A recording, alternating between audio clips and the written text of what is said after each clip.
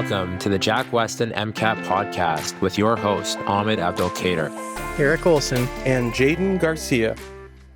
Welcome back, everyone, to another episode of Jack Weston MCAT podcast. This time we've got all three hosts today with myself, Eric, and Jaden. Hope you're all doing well. It's a bit of a unique episode today. On previous episodes, we dropped a link to a Google form mentioning that this would be sort of an Ask Me Anything type of podcast and really just sort of opening things up to student questions and what they want to know more about. And I'll hand it over to Eric to start working us through the questions. It's kind of weird to be all three of us on here. It's kind of nice, but it's a little bit disconcerting, I gotta say. I do feel like I have some backup, like when I'm rounding in the hospital and a patient asks me a question, then you're always with like the rest of your team. Like you have some other residents there. So if you don't know, you can just like, what do you think, Dr. So-and-so? So I'm gonna direct the questions I don't know the answers to Jaden, and we'll just see how he does.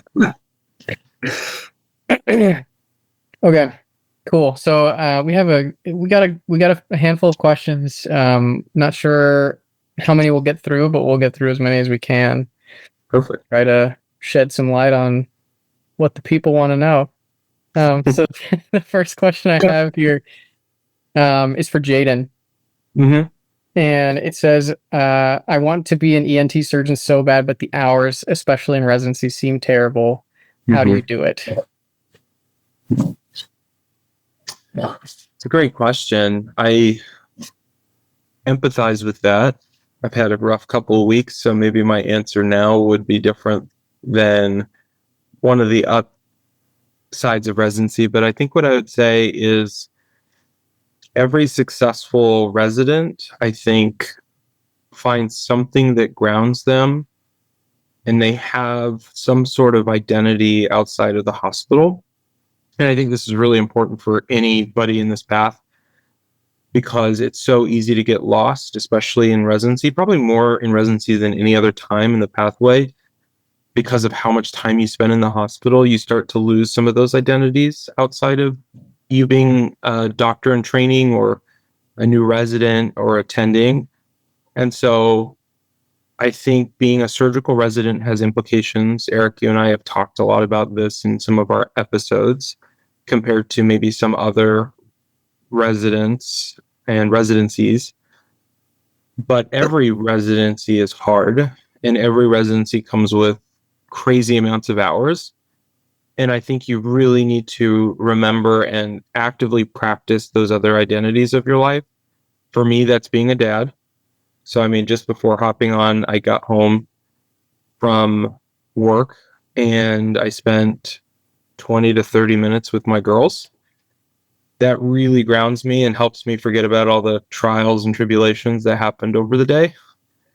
For me, that's also being religious. That may not be somebody else's identity, but that's what grounds me.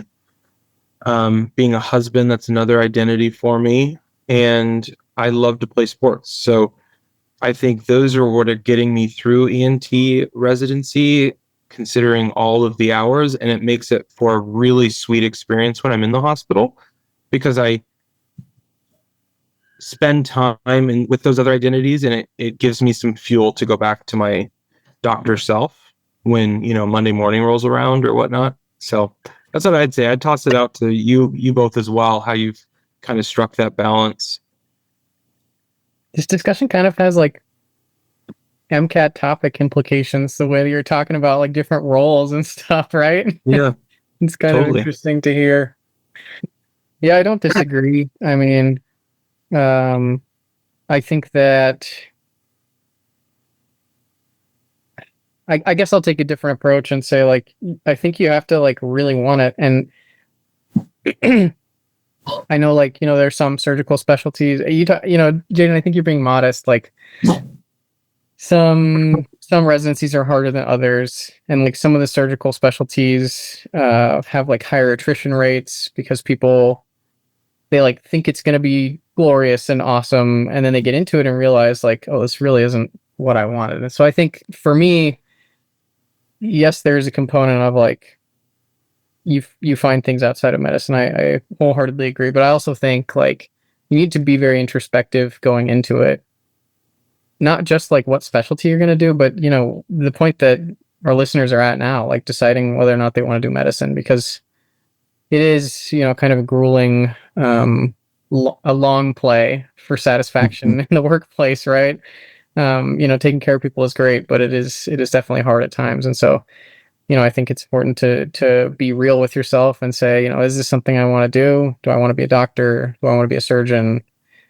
Do I want to, help people in other ways? And I think I've talked about this before, but like when I was a kid and like wanted to be a doctor, it was like, well, I want to help people. And like, that's such a great way to help people. But the older I get and like the more exposure I have to other people in other fields and careers and things, the more I realize like you can do that, in your career, you can do that just in interactions that you have with people. Like you can just decide to be a helpful person and a caring person. And so like maybe you don't have to be a doctor to do those things. And so, to me, like I really want to do what I'm doing and I've always really wanted it.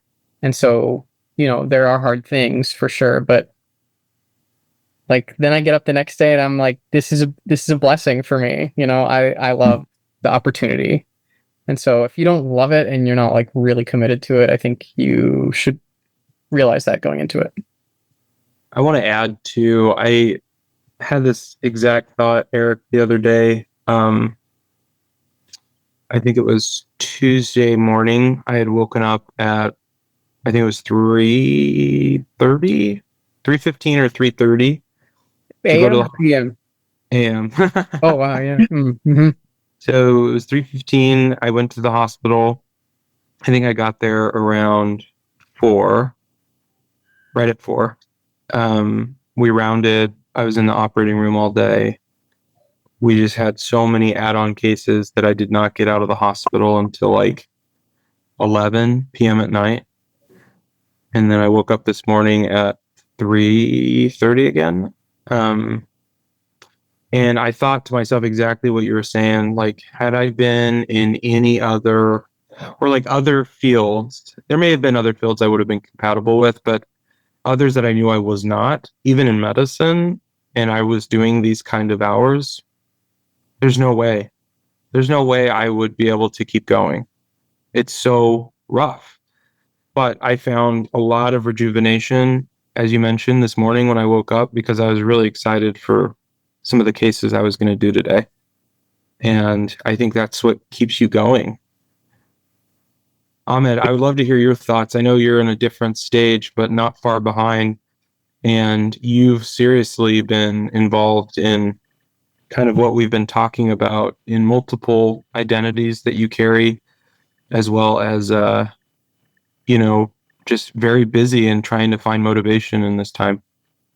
Yeah, I mean, obviously not in my residency or anything, but I can somewhat empathize with the idea of long hours. The summer after my freshman year in college, I basically created a startup where the idea was to sort of respond to the COVID-19 pandemic from an education standpoint, where different schools kind of shut down and different schools didn't really follow through on their curriculums and such. So people were going into freshman year of college just completely sort of out of place. And so what we ended up doing was we created 4 full courses in STEM to try to address that issue. And anyway, long story short, I remember we started on Mother's Day of 2020, and the program ran until like end of August.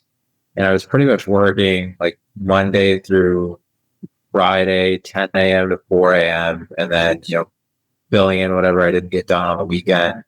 Because if you think about it, like we were doing one professor's job times 4 in terms of content and curriculum design and stuff. And what was big for me back then, number one, to echo what both of you mentioned, was just loving what you do. And like we had so many awesome students that it was great. Like I woke up at 10 and we were teaching at 10:30 and I was excited because they just had so much enthusiasm and something I was passionate about. In hindsight, I definitely did not do a good job managing other identities outside of that. So for example, those were summer months. I like to swim. I'm fortunate that my parents' house has a pool. Didn't really swim at all that summer just because I was so, consumed with work. Like Jaden, I love playing sports. Didn't Now, granted, that was during COVID, so there's a bit of an explanation as to why I didn't play a lot of sports that summer.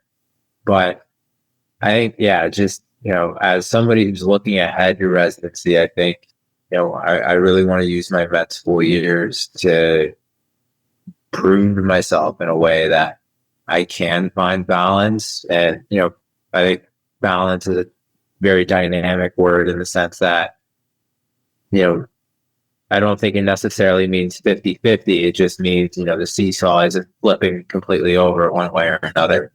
So it's almost like counterbalance rather than just balance. But it's huge just having those outlets, and even if they're small, like them being there, I think is critical. It's an interesting. It's interesting to hear you talk about balance, because I remember when I started med school and I was like, I'm going to be more balanced. That was my goal, was I'm going to spend time on other things. And, sometimes you're good at that and sometimes you're not as good at that. It comes in seasons. Jaden, did you want to add anything else before we move on to the next question? No. The next question is for Ahmed, and I think this was a good segue, honestly. The question for Ahmed is, what is it like doing a gap year working at Jack Weston? And is there anything else you considered doing for your gap year? Yeah, that's a good question. I mean, the gap year for me, honestly, has been great because it's allowed me to, I guess, address some things that I've wanted to for a little bit. So for context, I was a varsity squash and football player during my undergrad, and one of my goals was always to play professional squash. And the thing about it is, like, you can just play individual tournaments. Like, you don't have to play for a team, or obviously it's an individual sport. But the issue I faced was I've had 3 knee surgeries in the last 7 years, including 2 since February of 2023. So 2 in the last, 15 months or so. And so the gap year has helped me get healthy. From an athletic standpoint, I've gone back to competing at a high level, which I've really appreciated.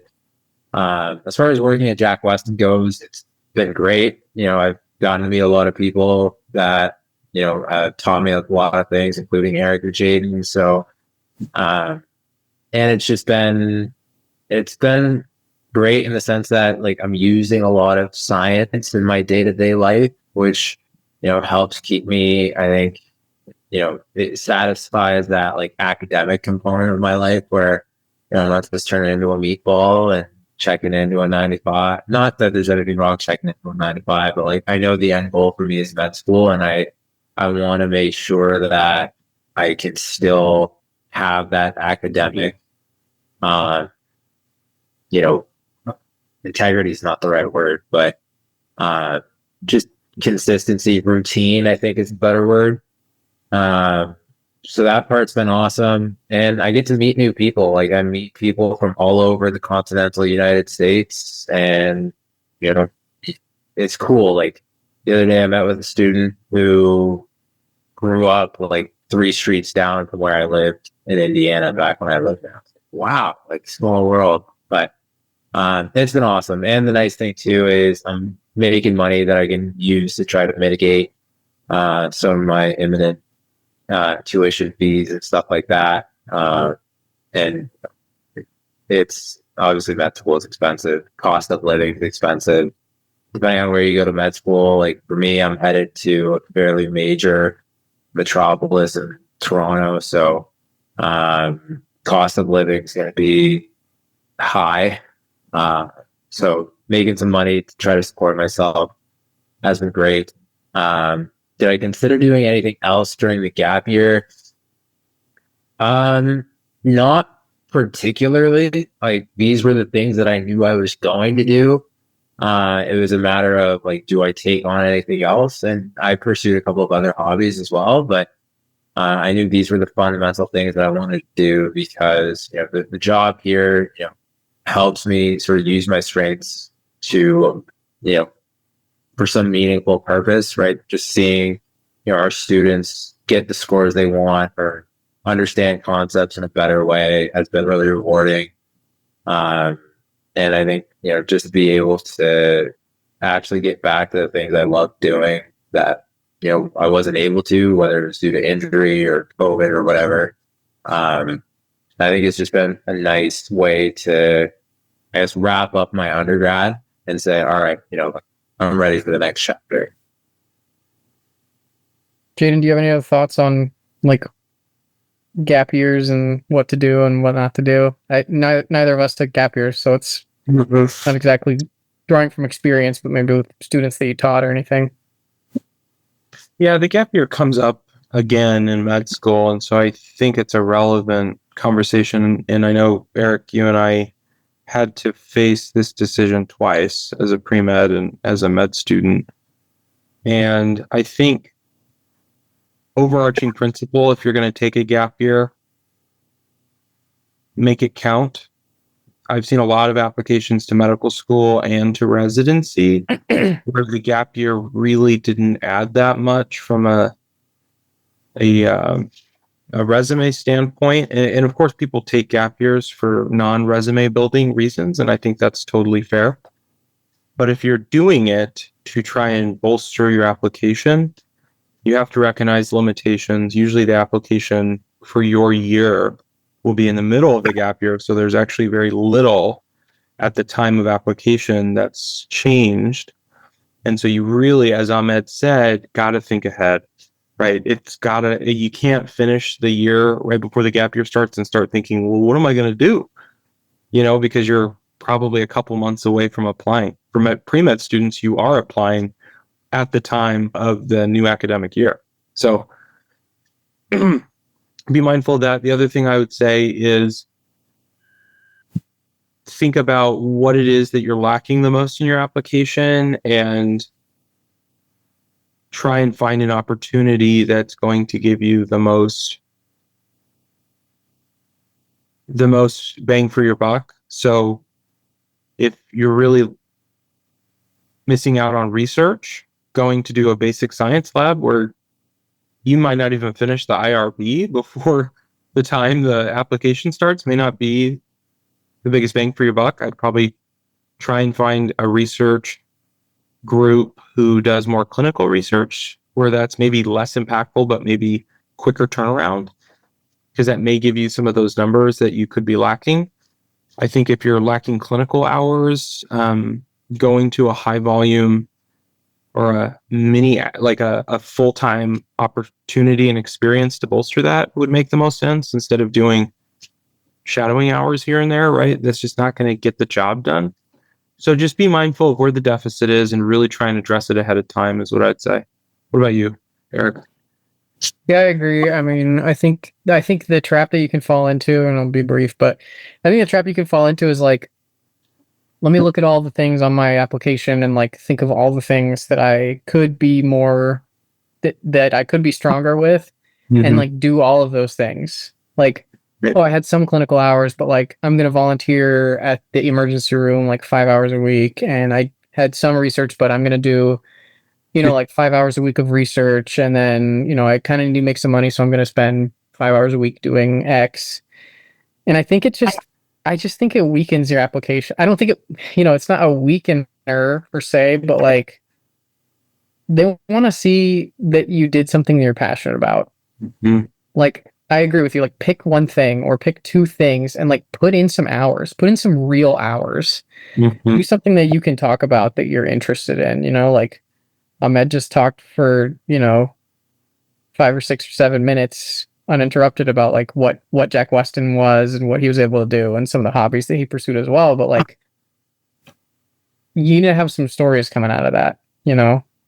I think it can be helpful, but I think if you don't do anything of note, then it will be hurtful. Totally. And so like, like you said, make it count. it applies both when you're applying to medical school and when you're applying to residency. Like when you're applying and interviewing, you should not stop doing things, because if you don't get accepted or you don't match, then you're going to have to apply again in like 3 or 4 months after you don't get accepted, right? Like it's a very short turnaround from decision time 1 year and application time the next year. And so like if you are banking on getting accepted to med school and you don't, then you're in trouble because you're applying in, September or whenever it is, or June, right? Yeah. Thinking about it. So like you should be involved. You shouldn't bank on the gap year as like, I'm going to do all of this during the gap year, and that's what's going to change my, my whole application. And I think, Eric, you're conveying an important point that I think you're held at a higher expectation exactly when your application comes across somebody's desk if you have done a gap year. To whom of course, somebody should have more stuff required. over more time. Yeah. Yeah, you have an extra year. What did you do with it? Okay. Great. Thanks, Ahmad and Jaden. The next question is for me.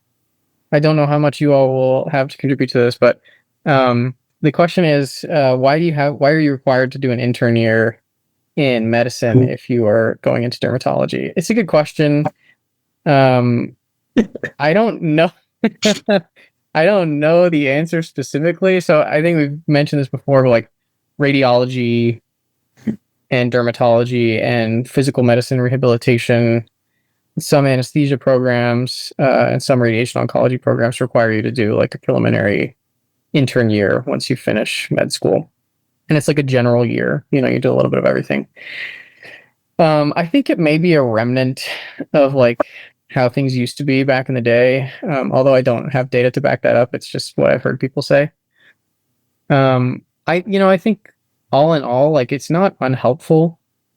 In my program, we're able to do a couple of months of dermatology for the dermatology residents, which is, certainly helpful to get exposure to the program you're going to go into. But like, it's helpful to know how the hospital works, as a dermatologist, we don't work so much in the inpatient setting, although, there's inpatient consultant dermatology. But like, you see kind of the healthcare system on a level that you don't really get into as a medical student, just by virtue of like being there so much and like really doing it, as opposed to watching someone take care of people in the hospital and in clinical settings as well, in outpatient settings. And so I think it helps to like round out your experience and give you some perspective as to how things work. I'm not learning a lot about skin, but I think what I've learned about the healthcare system has been helpful. And the other thing I would say is, I guess I just, we had this meeting with our program director, and there's 20 of us in my program. And I think like, I want to say like 12 are doing radiology and 5 are doing derm. And we have a couple of anesthesia and a couple of PM&R. But we had this whole conversation about like, why do we or do we not do rotations in our chosen specialty during our intern year? Like I said, as a dermatologist, as a future dermatology resident, I should say, I've done 2, or I will have done 2 months of dermatology during this year. But the radiology residents are like not allowed to do a radiology rotation here. So it's kind of like, how come some of us get to and others of us don't? And our program director was like, look, there's a lot of data in athletes, in like young children learning to play sports, that it's most helpful. Like the best athletes started out playing like every sport, or lots of different sports. They specialize late. And so I guess she was kind of making this pitch of like, if you specialize too early, then you miss out on experiences and information and perspective that can be helpful in the long run. And again, like, the example was learning to play sports and like, being coordinated and learning to use your body and things like that.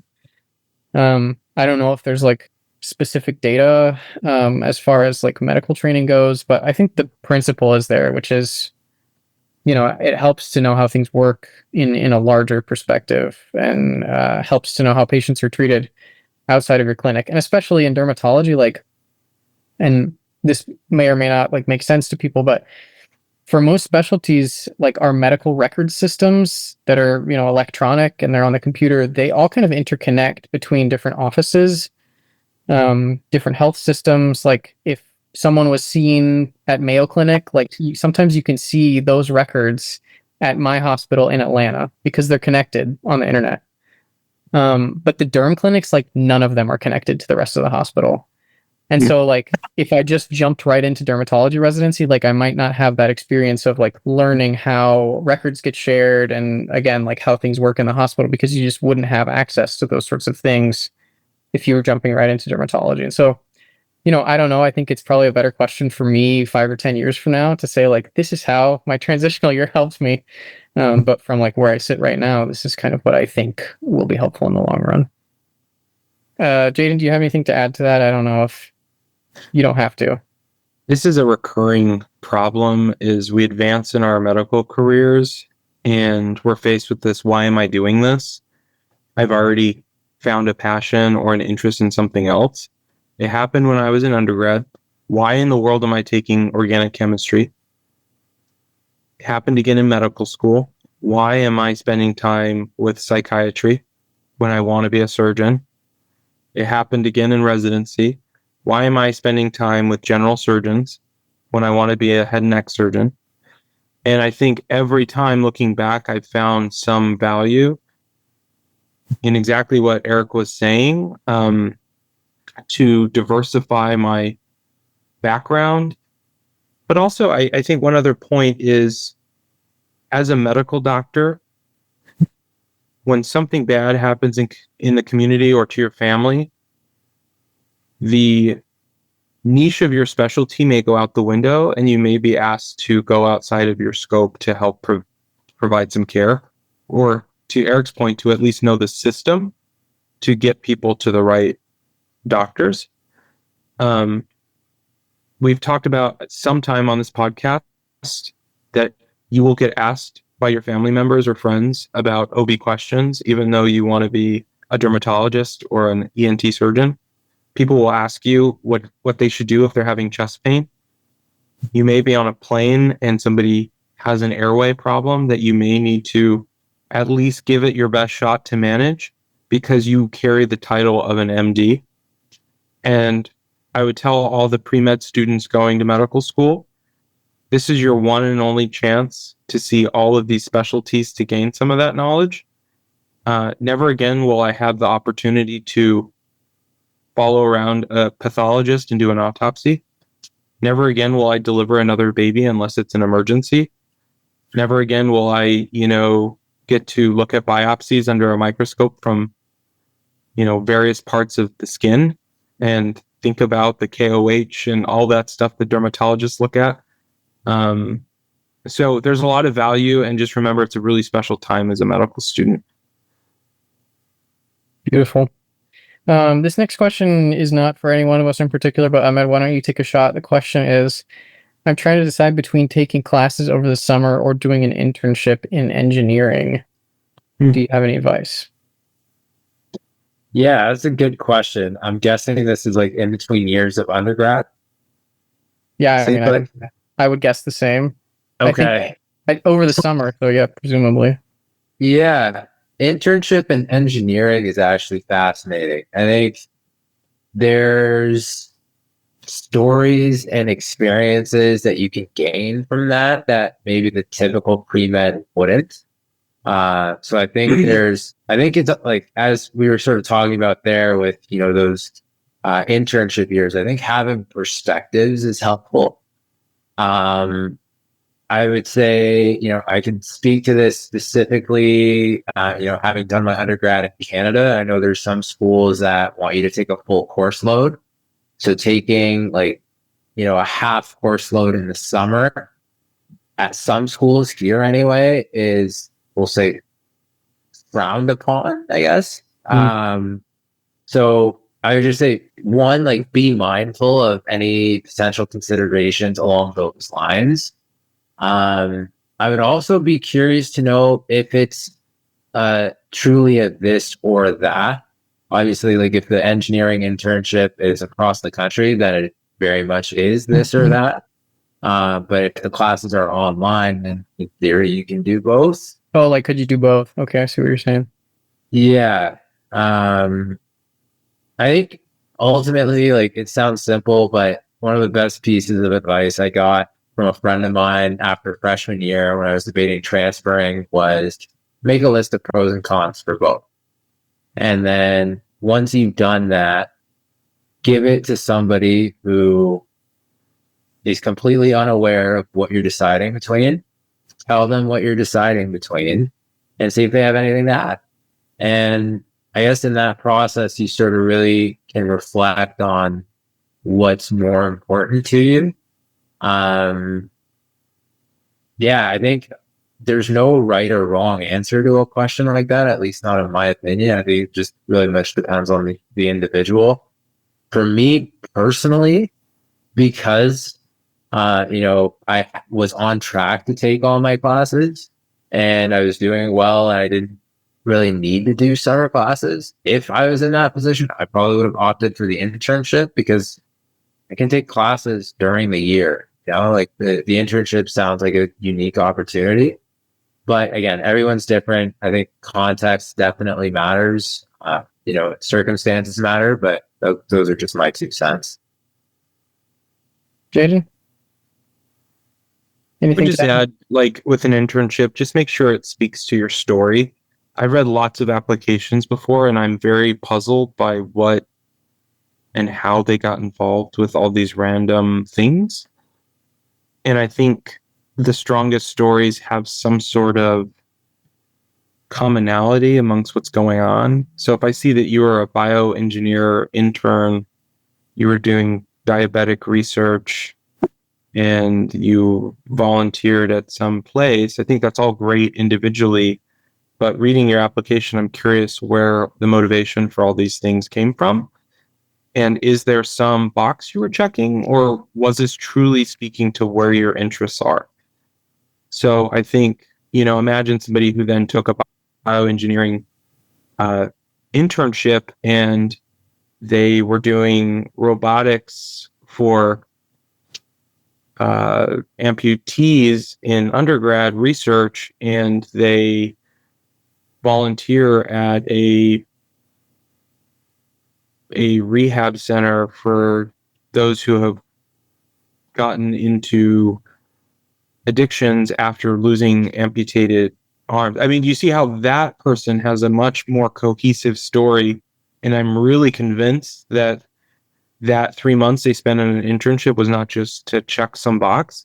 Yeah. But to Eric's point earlier, they're really passionate about it. And I think that comes out in interviews. So just be mindful of what your story is that you're giving to the admissions committee, because you all are trying to become doctors.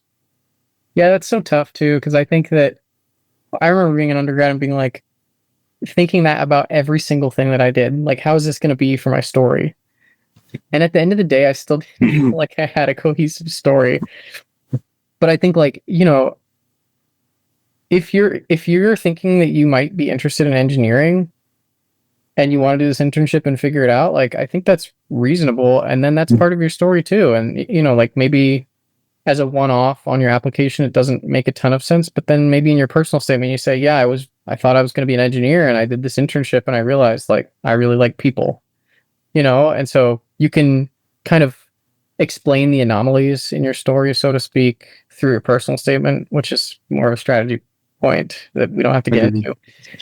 I guess my question for this individual, and we'd be happy to talk about your specific situation. So if you put your information in the link that's been for the Ask Me Anything questions, we can reach out to you and chat more. But I guess I would say, like, how important are these classes? Like, do you need them to graduate? Because if so, like, you probably need to do that. But I agree with Ahmed and Jaden that, like, it's a unique experience. I think it will stand out for better or for worse if you can make it work for your story and if you can explain it. Or, if you have any salient experiences while you're there, and then you can write about those things in your application. I think that can be really valuable because, like Jaden said, it's easy to, like, check all of the boxes, and, like, then it becomes pretty obvious that, like, I was checking all the boxes because I want to be a doctor, which is great, like good for you for checking all the boxes.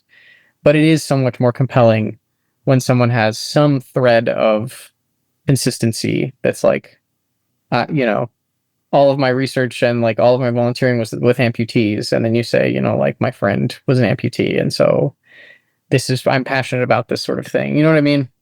So I don't think that you have to have that to do an internship, but it certainly is helpful if you can weave it into kind of the greater picture of who you are. Now, if it was a question of like, I want to take a sociology class because I'm preparing for the MCAT and I want to take the class, then I would say you need to do some introspection and say, can I study on my own?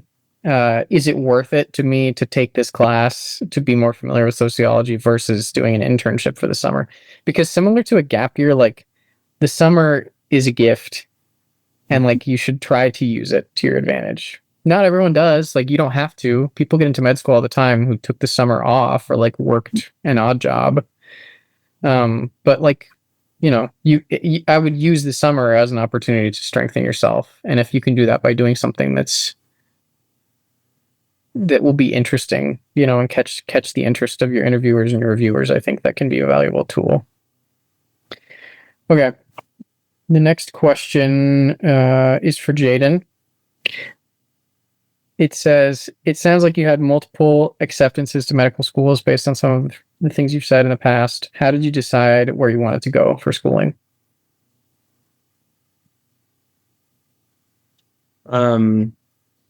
Money, prestige, and opportunity. That is honesty right there from Jaden Garcia. Yeah, I want to be as honest as I can here. Med school is very expensive, and there's a lot of scholarship money out there that can be had. And ultimately, when that's on the table, and even if it's not, there's a drastic difference between some tuition opportunities. And I don't know how you completely disregard that. Because ultimately, I'll tell you firsthand, I went to Harvard Med. I didn't learn the heart or the lungs or any of that. That was not taught to me any better than any other medical school in the country. It wasn't. I think medicine, like they've done such a good job to make sure every medical school is safe in building strong physicians that every medical school will teach you to be a good doctor. What is not the same amongst medical schools is opportunity for research, opportunity to match into strong programs amongst the top specialties. And it's not saying an individual at a particular school can't get there. I'm just saying the resources and the opportunities are more robust at certain places. So once I had a good grasp of scholarship money, I then looked at the prestige and the opportunities. I felt like I wanted to be a surgeon. I knew that was competitive, and I looked at match lists. I don't know how helpful that is in retrospect because it changes so much from year to year. But I do think that you need to consider the opportunity differences at each school. If a student has never if you're interested in dermatology and the school has never placed somebody in dermatology in the last 10 years, I mean, gotta at least ask the question why. Yeah. Fortunately, some of the schools I was accepted to, I think they were all high opportunity, but ultimately I felt like Boston was where I wanted to live compared to some of these other places. It gave me the most money, and I thought it had the most opportunity for what I was wanting to do. That's kind of the recipe for me. What about you, Eric? How'd you kind of navigate the process? I mean, I would say the same, honestly. It wasn't really a question of scholarship, but I was in state at Michigan, and even just that, right? Like that cut tuition by 30% from it's huge. Any other school. The cost of living there was low. I had family in the area. Like these were things that I felt would be important. And then similarly, opportunity, like Yeah, I honestly like. I think you put it well. I don't know if I can really add anything of substance. I think, like maybe someone's deciding between somewhere that's close to home, that's maybe not as prestigious, versus somewhere that's far away, more expensive, but that has more opportunities. And then you need to be weighing, like, like Jaden said, he thought he might want to be a surgeon. He knew I was competitive, and so it might be more advantageous to make the sacrifice, live further away, pay the money, if you really think you're going to want to be an ENT or, a neurosurgeon or whatever, because those things do matter when it comes to matching, unfortunately. Does. Like Jaden said, it's not like you can't match into a specialty from any given school. But if you just look at the numbers, like some places, I don't want to say do a better job, but have a higher, proportion of their students that successfully match into some of those programs. So, I think that's worth considering. And the same thing goes for, like, people talk about MD versus DO, and like at this program that I'm at this year, like we have a ton of DOs, and they're great. Like one of the other interns I'm working with now is a DO, and he's like so much better at medicine than me. Like I'm like embarrassed every day at how little I know compared to him. And he went to like some school in Missouri that, I don't even know what it's called. But he's a super smart guy. And so point being, like, I don't think it matters if you want to do MD or DO. I think, there's maybe a little bit more holistic approach at a DO school. And so if that's important to you, then I think that's something to consider. I think that DOs traditionally have kind of a harder time matching into some of those really top specialties. Like in dermatology, I think there's a handful of like DO specific programs that maybe, like a dozen or 24 DO residents match into every year. And then there's maybe a couple more that match into like programs that they're competing with MDs, but it's just a different trajectory. And so, if you want to do primary care, then that's great. Do DO school. If you want to be a neurosurgeon, then it's just going to be easier for you if you go to an MD school. I know that's not what we're talking about right now, but I think those are the kinds of things that I'm considering. I'm thinking about where I want to be geographically, thinking about the financials, I'm thinking about the specialty, and then kind of using those as a guide to figure out what's going to be the best fit. It's a good problem to have, right? If you have more than one acceptance, like, good for you. Ahmed, do you have anything to add to this? I mean, I think both of those things that you guys mentioned are all those things that you guys mentioned are important. For me, like, I did have a choice, but and it's sort of dynamic because I'm still on a wait list, but I think, say I come off that wait list, I think the factors are the exact same. The financial aspect, the opportunity aspect, the geographic aspect. I think specifically for me, one of the things I'd also have to weigh is like time. One of the programs accepted at has a different duration than another one I'm waiting to hear back from. So one of them's 4 years, one of them's 3 years. Obviously, I think, one less year of med school, one less year of tuition, one more year of physician pay. That's a really big difference. Yeah. All else being equal. So yeah, I think those are the biggest things. Between the acceptances I held, really it wasn't much of a decision because the tuition was the same, the scholarships were the same. One was closer and had more opportunities, so like it really wasn't much of a choice. Yeah. Make it easy. But yeah, I think those are the three main things. I think, and it's funny, you guys, I love how matter of fact Jaden was about it, because on the interview trail, there's an info session with one of the schools, and the dean and I love this dean, man. Like if I could be buddies with one person I met on the interview trail, it would be this guy. And he said, because he's trying to, promote his school and get people to accept the offers and stuff like that. And he said, I hear this advice from people all the time where like, you're going to be a doctor, like that med school debt's just going to evaporate. Like, don't worry about it. And he's like, I don't know where those guys grew up, but for me and where I came from, 200 grand is 200 grand. That's a lot of money. And I'm like, yeah, no, I'm with you, man. We're on the same page. Yeah.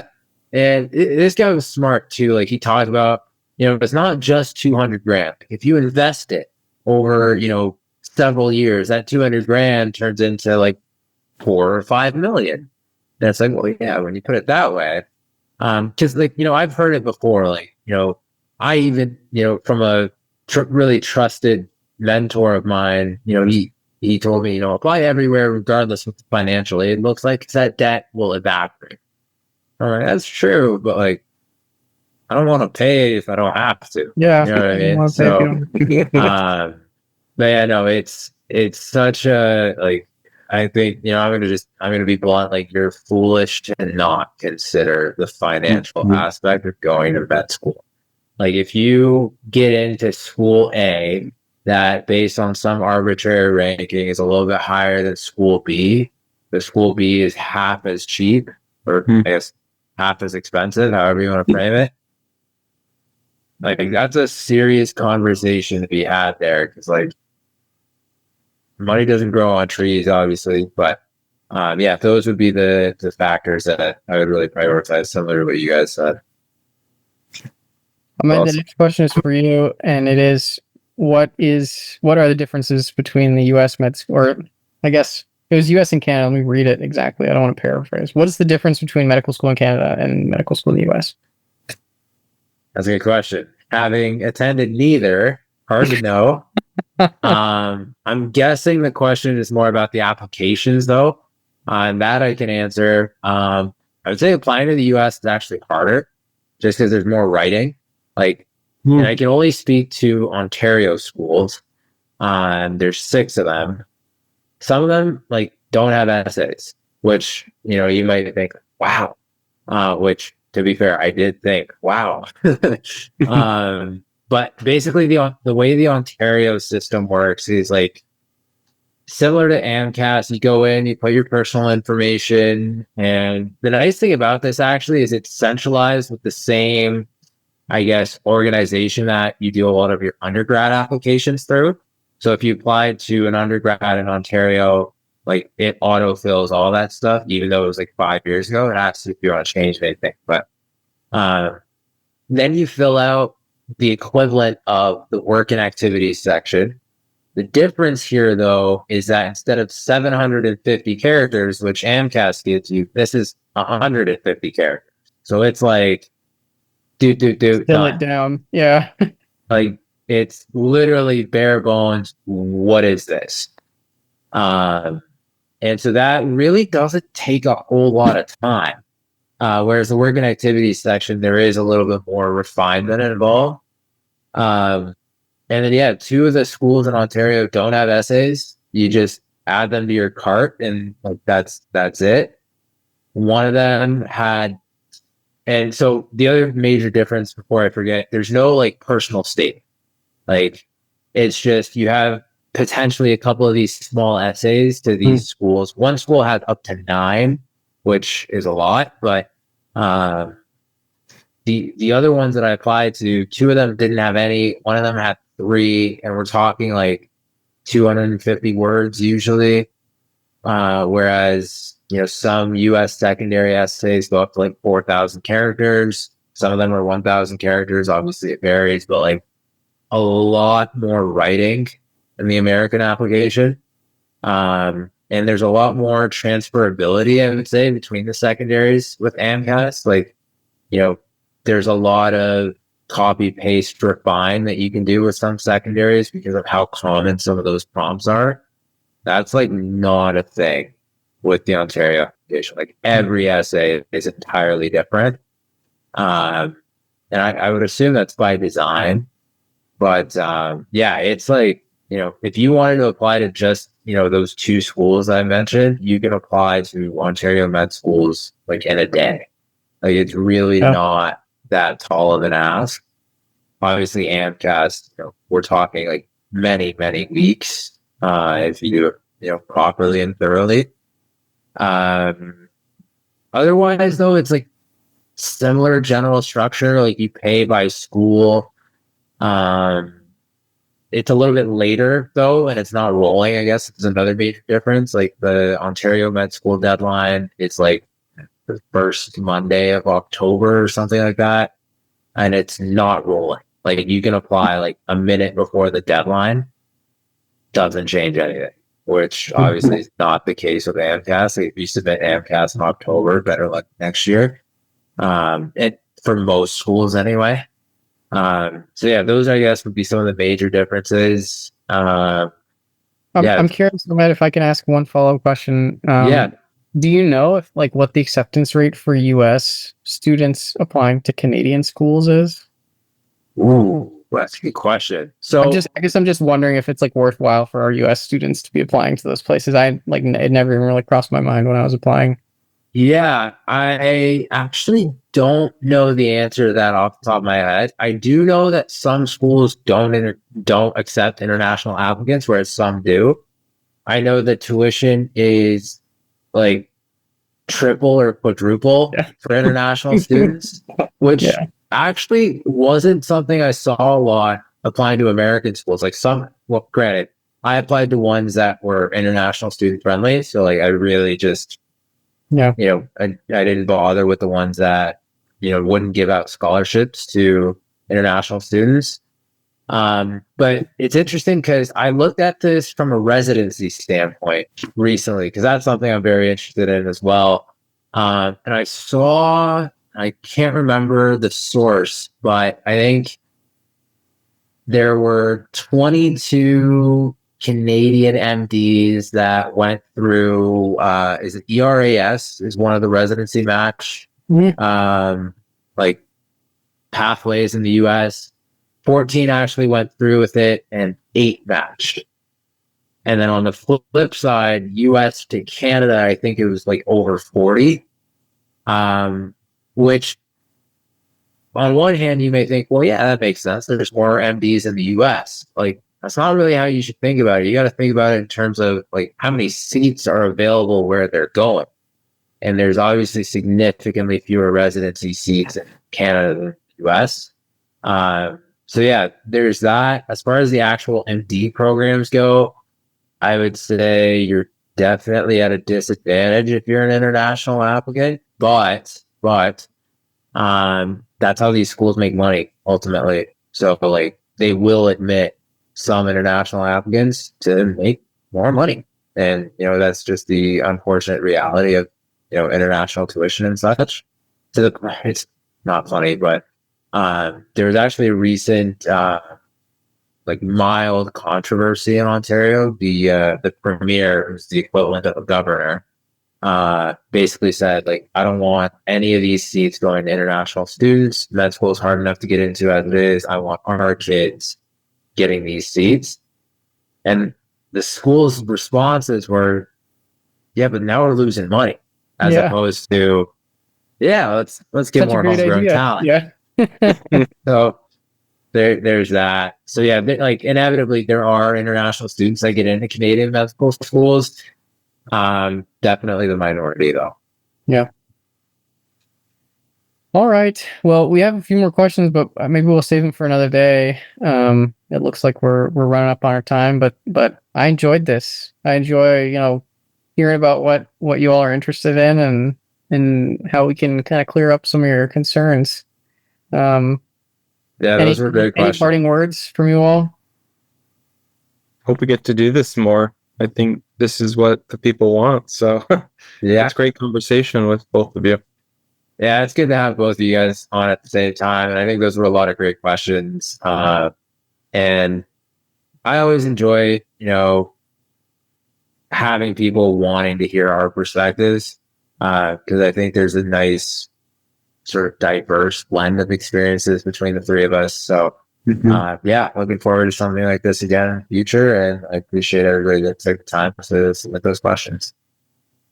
All right. Until next time, then. Happy studying. Thanks, guys. See you guys on the next episode.